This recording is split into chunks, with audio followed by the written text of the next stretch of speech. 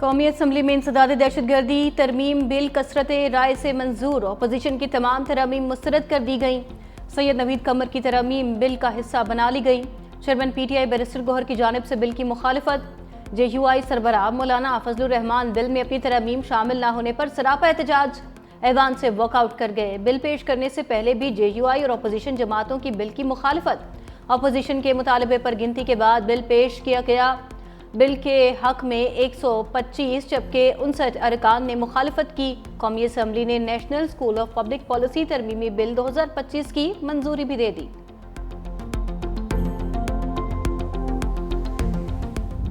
Speaker Saab, I would urge the Minister that he had promised his coalition partners in this National House that he was not going to close these utility stores. This issue was sent to the committee. The committee was given assurances that there would be no closure of utility stores. I urge the Cabinet, I urge the government at this time to please reconsider and please revisit this in the downsizing committee. We need to be strengthening our utility stores.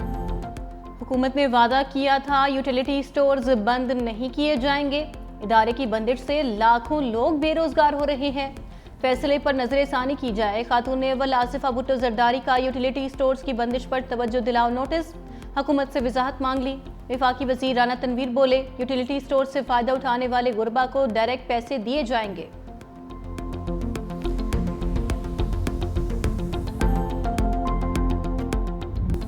Azerbaijan के नायब वज़ीर दिफा और chief of general staff colonel general Karim Valiyev की field marshal Syed Asim Munir से मुलाकात। GHQ आमद पर गार्ड ऑफ ऑनर पेश किया गया। फील्ड मार्शल की आज़रबाईजान और आर्मीनिया के दरमियान अमन मुआहदे की मुबारकबाद। आज़रबाईजान के साथ बिरादराना ताल्लुकात मज़ीद मजबूत बनाने के अज़्म का इरादा। अस्करी क़यादत का दिफाई ताउन बढ़ाने और खित्ते में अमन व इस्तेहकाम के लिए मुश्तरका कोशिशों पर भी इत्तफाक हुआ। फील्ड मार्शल आसिम मुनीर को आज़रबाईजान के आला तरीन पेट्रियाटिक वॉर मेडल से भी नवाजा गया। आज़रबाईजान वफ़द ने मुआरका हक में फ़तेह पर पाकिस्तान की मुसल्लह अफ़वाज को खिराजे तहसीन पेश किया। यौम आज़ादी पर नेक ख्वाहिशात का इजहार किया। मुकामी तौर पर कारोबार की फ़ज़ा बेहतर हुई है। मुल्क में बड़े पैमाने पर स्ट्रक्चरल इस्लाहात जारी हैं। 78 साल में पहली बार टैरिफ इस्लाहात का आगाज़ हुआ है। फेडरल गवर्नमेंट में और हुकूमत में एक फिस्कल डिसिप्लिन आएगा और जब फिस्कल डिसिप्लिन आएगा हमारी बोरिंग की जो रिक्वायरमेंट है वो कम होगी। तो जाहिर बात है जो बैंक हैं और बाकी जो माशी इदारे हैं वो प्राइवेट सेक्टर की तरफ जाएंगे। वज़ीर ख़ज़ाना ने बिजली सस्ती होने की नवीद सुना दी। कहा, बिजली के निर्खों में कमी के लिए टास्क फोर्स काम कर रही है। मुल्की कर्जों में इजाफे का भी एतराफ़। बोले, टैक्स नेट बढ़ाने के सिवा कोई चारा नहीं। सारा बोझ तनख्वाहदार तबके पर नहीं डाल सकते। जैसे जैसे कर्जों की अदायगी होगी सूरत हाल बेहतर हो जाएगी। तमाम मुआशी अशारिये मस्बत रुझान जाहिर कर रहे हैं। पॉलिसी रेट में मजीद कमी मुतवक्के है। कौमी सलामती और मुआशी इस्तेहकाम एक दूसरे के लिए लाजिम व मलजूम है। सरकारी इदारों की निजकारी में तेजी लाएंगे। अमरीका के साथ तिजारती मुआहदे से फ़ायदा उठाने की ज़रूरत है।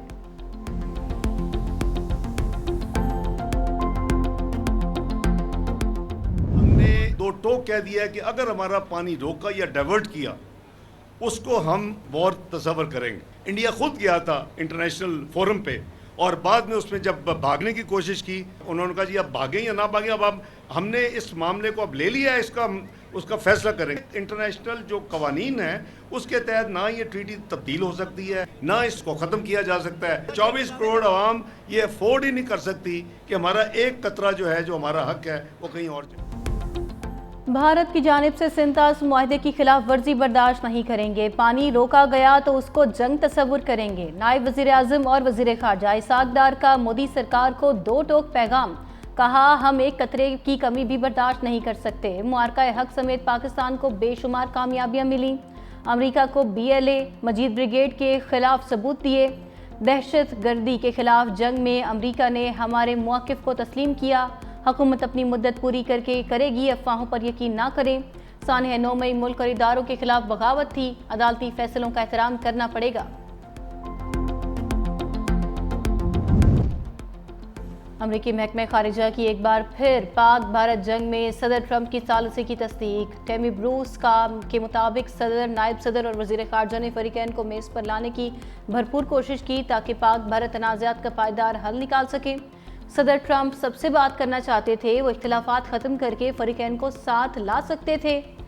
अमेरिका के पाकिस्तान और भारत दोनों के साथ ताल्लुकात अब भी मुस्तहकम है, जो मुस्बत अलामत है।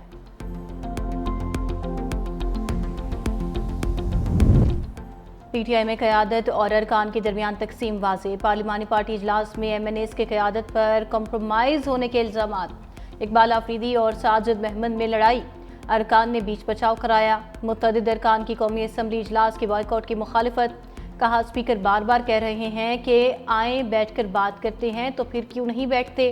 5 अगस्त को जब अपने अपने हलकों में एहतजाज का फैसला हुआ तो अदियाला जाने का किसने कहा? हमें कन्फ्यूज़ क्यों किया जा रहा है? अरकान के ताबड़तोड़ सवालात पर कई रहनुमा पार्लिमानी पार्टी इजलास छोड़कर चले गए।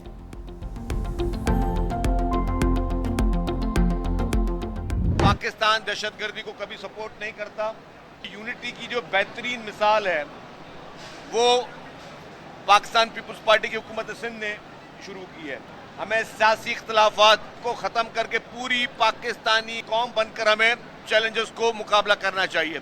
इस 14 अगस्त को एक ही पैगाम हो, वो हो यूनिटी, यूनिटी, यूनिटी। सिंध हुकूमत की इमारत का हक और जश्न आज़ादी तकरीबात उरूज पर पहुंच गईं। कराची स्टेशन पर रंगारंग तकरीब में 3rd डेजर्ट ट्रेन का इफ्तिताह।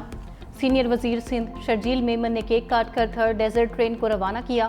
मीडिया से गुफ्तगू में शर्जील मेमन ने कहा, मुसल्लह अफवाज ने मार्का हक में भारत को इबरतनाक शिकस्त दी। भारत शिकस्त के सदमे से आज तक नहीं निकल पाया। पाकिस्तान अमन चाहता है। बिलावल भुट्टो ने दुनिया भर में पाकिस्तान का मुकदमा भरपूर अंदाज में लड़ा। मोदी जैसे दरिंदे को दुनिया भर में बेनकाब किया। जश्न आज़ादी की मुनासिबत से कराची में साइकिल रेस का भी इनेकाद हुआ। 200 से जायद साइकिलिस्ट्स की शिरकत। मज़ार कायद पर रैली का इख्तिताम, परचम कुशाई भी की गई।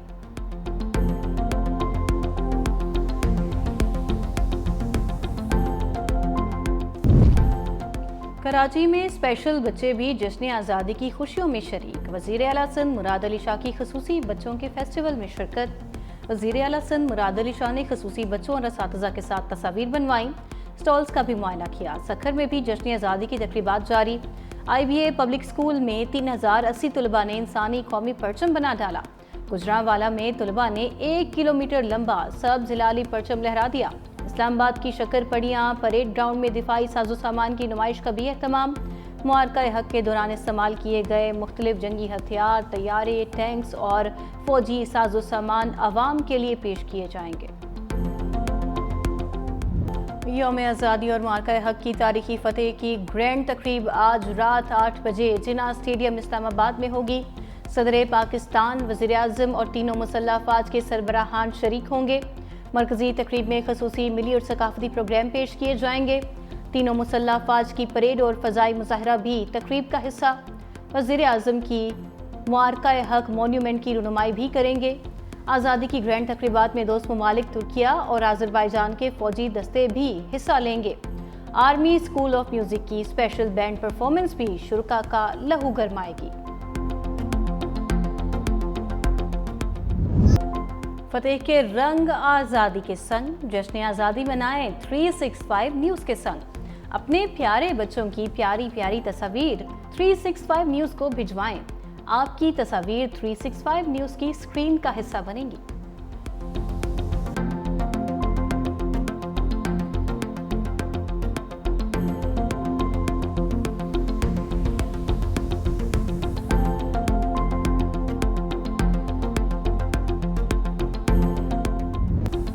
बल्लेबाज चले न बॉलर्स। तीसरे वनडे में पाकिस्तान को वेस्ट इंडीज के हाथों 202 रन्स की बड़ी मार्जिन से शिकस्त।